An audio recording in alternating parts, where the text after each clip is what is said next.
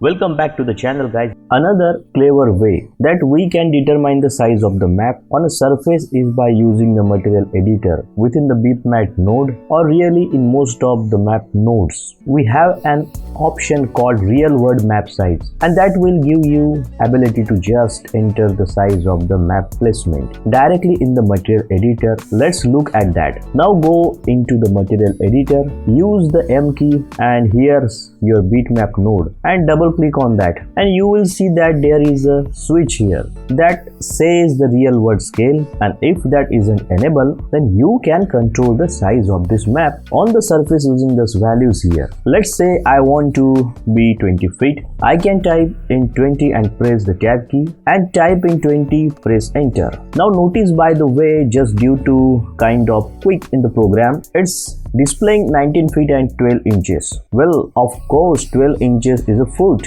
so it's actually 20 feet. Now that's half of it.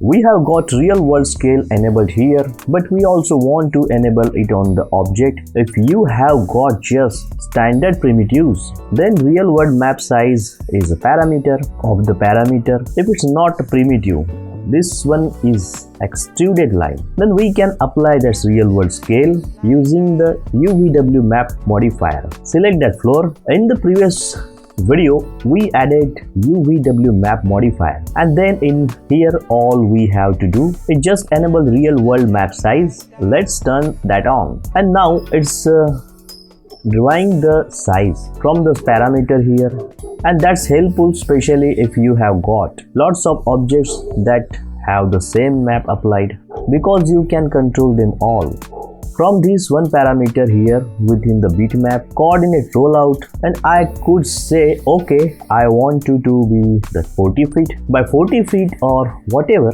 Cool, it's a time saver. Real world map size of the codes work based upon whatever your current units are. Thank you very much for watching this video till the end. If you like the video, then like and subscribe our channel with FCAD Academy. And for downloading, please download the FCAD Academy app on your mobile